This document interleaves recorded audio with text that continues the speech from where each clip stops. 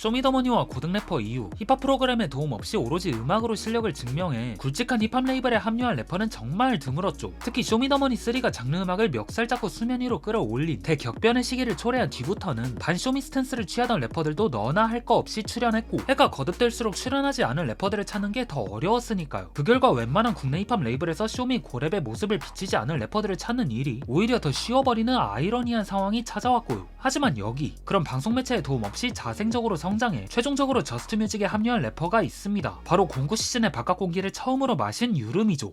음악 산업에 종사하시는 부모님 밑에서 자란 유름은 당연하게도 어릴 적부터 주변이 음악으로 가득했어요. 그러던 9살이 되던 해에 이 어린 소년을 음악 세계로 인도한 건 그런 부모님보다 유튜버의 역할이 컸습니다. 댄스 음악과 전자 음악을 제작하는 유튜버를 알고 나서 혼자서도 비트 찍는 법을 터득하고 너바나 같은 전설적인 뮤지션의 공연도 영상 너머로 보며 음악가로서의 꿈을 키웠으니까요. 근데 이 형님이 최종적으로 되고 싶었던 건 댄스나 전자 음악도 락 음악 아티스트도 아닌 힙합 아티스트였어요. 그리고 그 같은 선택을 내린 데에는 아마 카니의 영향이 컸을 겁니다. 카니의 데뷔작 더 퀄리지 드랍아웃부터 6집 이저스까지 그가 창조해낸 시대의 새로운 작법과 깊이를 알 수 없는 변화무쌍한 사운드의 폭, 힙합에 국한되지 않은 독특한 연주법들이 초딩 유름한테 거대한 동기부여로 다가왔으니 말이죠. 그렇게 자신이 동경하는 래퍼를 따라 비트를 찍고 랩을 뱉으며 기본기를 천천히 닦아나간 유름은 12살에 자신의 아이디어 원천인 유튜브에다가 이번엔 본인이 직접 영상을 만들어 올리기로 합니다. 음악하는 초딩이란 초직관적인 랩네임으로 뮤직비디오와 인스트루멘탈을 비롯한 다양한 음악 관련 영상을 올리면서 그는 얼마인가 유튜브 지방령 형님들로부터 나름의 성공적인 어구를 끌었죠. 근데 확실히 음악하는 초딩이란 워딩이 주는 힘이 있었나봐요. 스카이미녀, 보이콜드, 트레이드헬을 비롯한 장르씬 내에서 인지도 있는 이들이 직접 댓글을 달며 그의 음악적 재능과 포텐에 감탄을 표했으니까요. 그리고 이 어린 아티스트를 지켜봐온 또 다른 인물이 있었으니 바로 스윙스 사단의 프로듀서 세우였죠. 세운 유름이 어린 나이에 축조한 아카이브에 놀라서 곧장 스윙스한테 연락드린 다음에 얘가 만든 것 좀 들어보라 말했고, 그걸 1분 정도 듣고 있던 스윙스는 갑자기 이런 결정을 내립니다. 얘 우리 회사로 데려와야겠다고요. 그래서 바로 유름이한테 DM으로 집이 어디냐 물어본 다음 대구라고 답이 오자 이 두 사람은 한밤중에 서울에서 대구까지 다이렉트로 직행했다 하죠. 그렇게 단 며칠 만에 유름은 역대 최연소로 위더플럭에 합류하게 됩니다. 이처럼 막힘없이 뻗어나간 초딩 래퍼의 직선적인 행보는 마치 그가 향후 선보일 음악들과 닮아 있었어요. 묵직한 드럼과 과잉된 신스가 만나 무질서한 충돌을 일으키는가 하면 때론 락과 어쿠스틱한 사운드를 거리낌 없이 끌어들이기도 하고 직설적인 화법의 보컬과 랩을 자유자재로 넘나드는 연주법을 선보이는 등 이 형님의 초창기 음악은 어딘가 돌아간다는 느낌보단 빠른 전개로 휘뚜루 마뚜루 끝내버린다는 특징이 있었습니다. 당대 최신 유행의 중심에 있던 레이지, 저지클럽, 하이퍼팝 같은 정신사나우면서 묘한 중독을 일으키는 장르들을 적극 차용하면서 말이죠.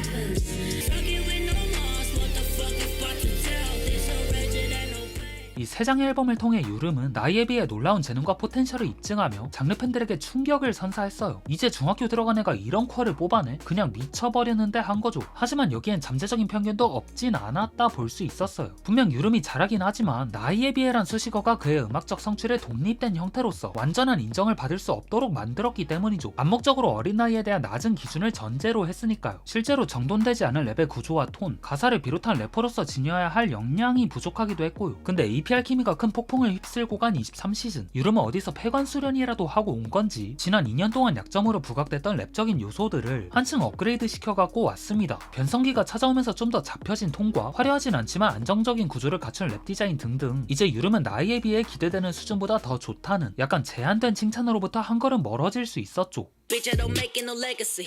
Cause I don't die, no legacy.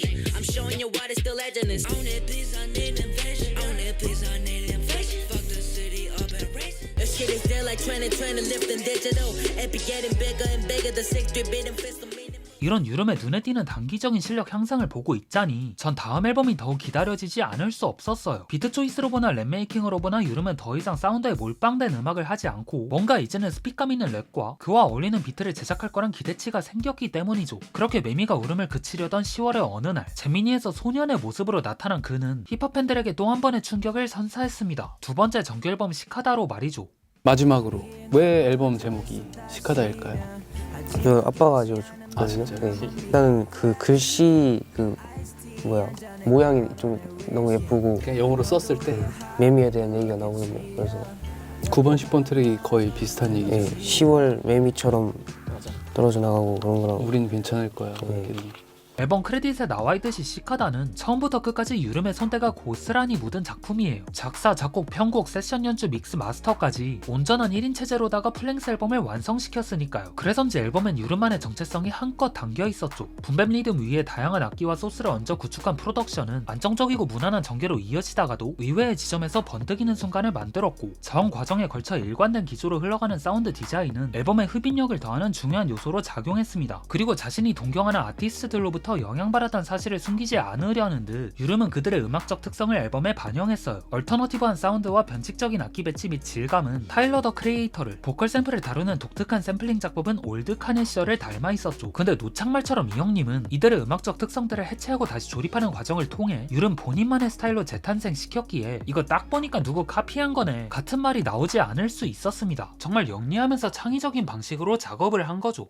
If there's a thief in my house, 난 그 사람은 멈추고 들려줄 거야. My demos and my memos. 항상 꾸며진 네 모습만 보려고 해. 진짜 네 멋은 너에게서 나와 knock the expenses close. 빨간 버튼을 눌러, cause I'm about to drop a nuke on this scene. 반응이 터질 거야.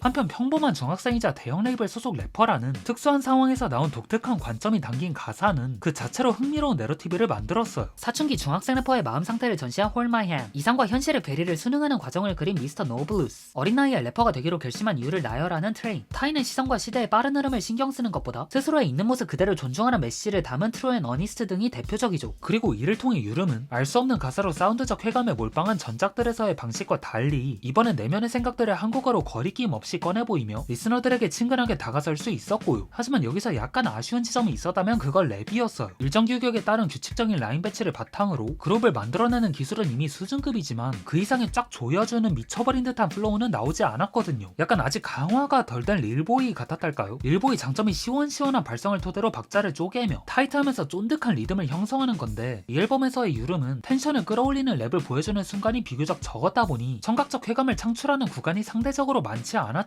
물론 미니멀한 스타일의 프로덕션과 그에 맞춰 따라붙는 랩이 은근한 매력을 자아냈다는 건 당연히 인정하지만요. 근데 이런 랩의 불완전한 면마저 보완하는 건 음악의 콤팩트함입니다. 트랙마다 뚜렷한 구분점과 개성이 반영된 유름식 얼터너티브 힙합은 어딘가 투박하지만 정교한 구성미를 갖췄고 사운드의 유기적인 흐름을 앨범의 처음부터 끝까지 유지했기에 음악적으로 크게 나무랄 데가 없었죠. 특히 힙합 사운드가 글로벌화되면서 음악적인 면에서 뚜렷한 차별점을 찾기 어려운 획일적인 느낌이 드는 요즘 대다수의 신인들과 달리 유름은 자신만의 음악적 색채를 효과적으로 드러낸 덕에 이 형님 남들과 다르게 갈 줄 안다, 이 형님 음악을 잘한다란 감상이 그냥 머릿속에 떠올랐어요. 다시 말해 요즘 랩을 잘 뱉는 분들은 많지만 그걸 음악이랑 잘 버무려가지고 좋은 작품으로 귀결시키는 분들은 적은데 유름은 그 시점에서 그들과 뚜렷한 차이를 만들어낸 거죠. 그 같은 데엔 셀프 프로듀싱의 힘이 크게 작용했을 테고요.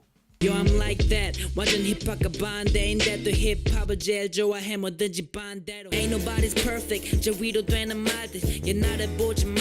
후회하는 게 다 거짓. 열심히 노력하지만 이건 기억해.